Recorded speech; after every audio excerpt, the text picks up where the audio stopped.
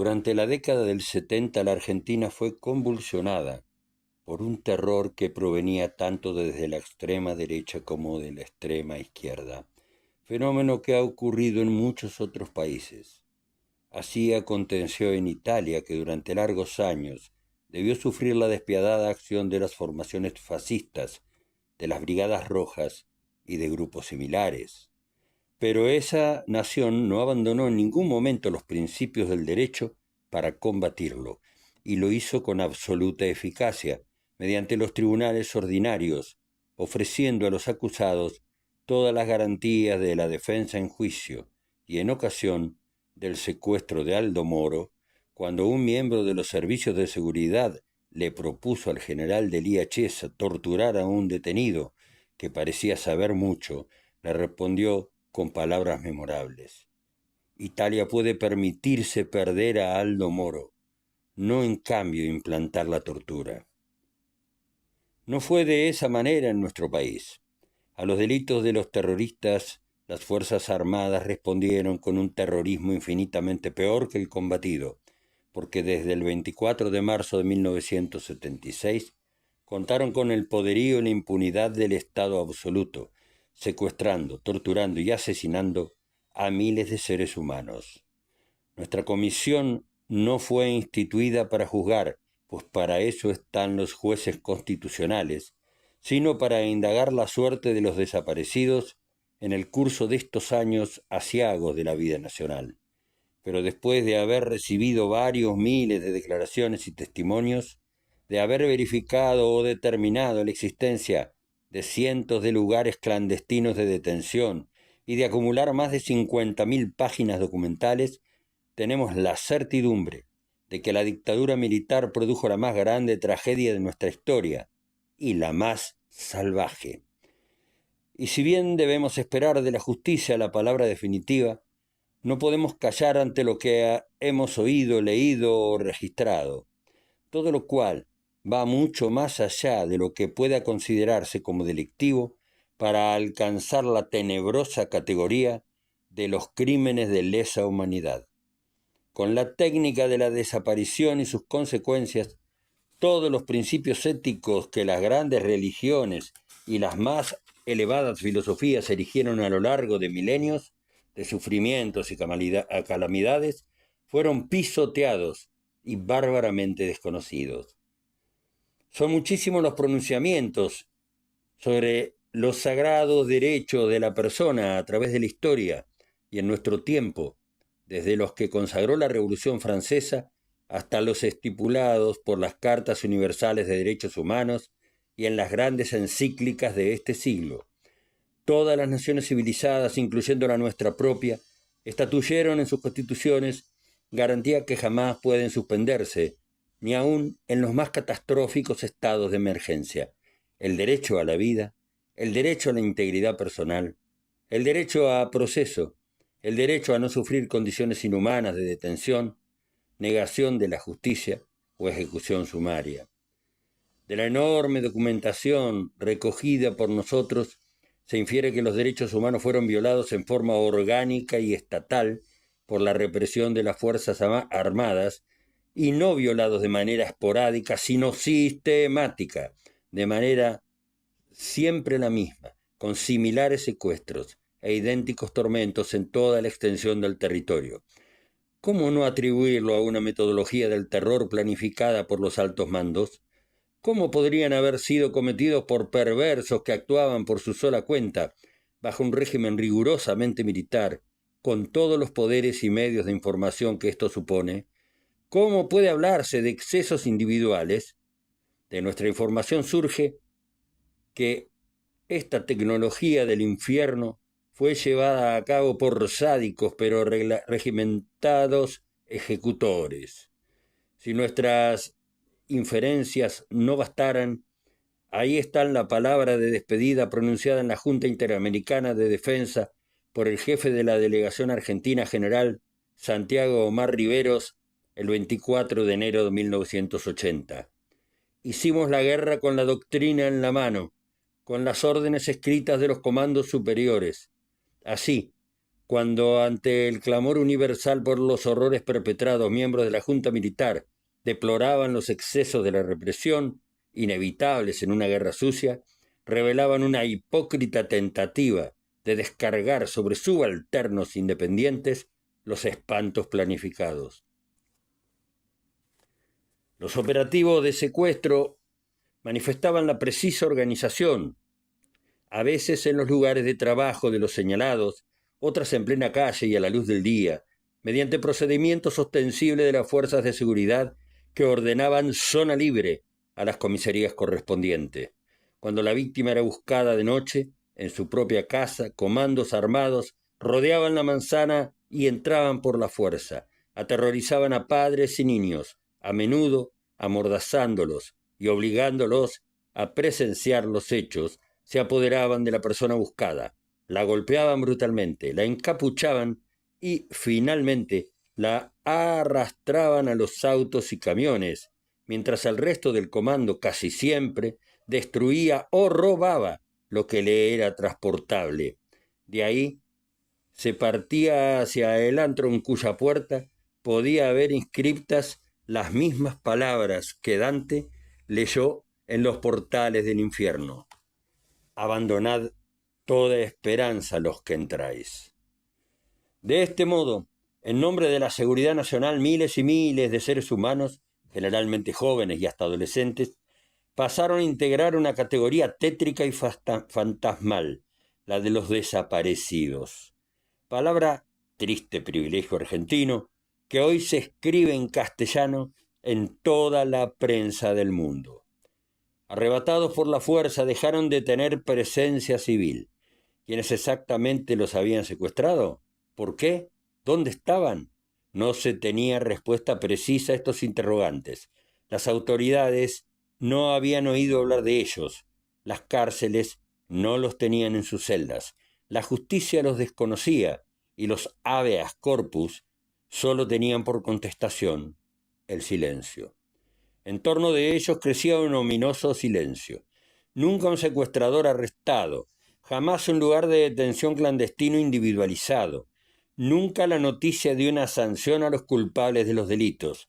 Así transcurrían los días, semanas, meses, años de incertidumbre y dolor de padres, madres e hijos, todos pendientes de rumores, debatiéndose entre desesperadas expectativas, de gestiones innumerables e inútiles, de ruegos e influyentes a oficiales de alguna fuerza armada que alguien les recomendaba, a obispos y capellanes, a comisarios. La respuesta era siempre negativa.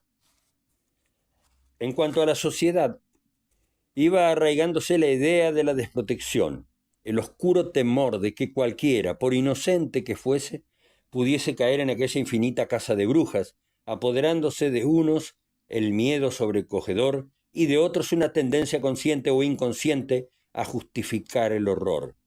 Por algo será, se murmuraba en voz baja, como queriendo así propiciar a los terribles e inescrutables dioses, mirando como apestados a los hijos o padres del desaparecido. Sentimientos, sin embargo, vacilantes, porque se sabía de tantos que habían sido tragados por aquel abismo sin fondo, sin ser culpable de nada, porque la lucha contra los subversivos, con las tendencias que tiene toda casa de brujas o de endemoniados, se había convertido en una represión dementemente generalizada, porque el epíteto de subversivo tenía un alcance tan vasto como imprevisible. En el delirio semántico encabezado por calificaciones como marxismo-leninismo, apátridas, materialistas y ateos, enemigos de los valores occidentales y cristianos, todo era posible. Desde gente que propiciaba una revolución social hasta docentes sensibles que iban a Villas Miserias para ayudar a sus moradores. Todos caían en la redada. Dirigentes sindicales que luchaban por una simple mejora de salarios, muchachos que habían sido miembros de un centro estudiantil, periodistas que no eran adictos a la dictadura, psicólogos y sociólogos por pertenecer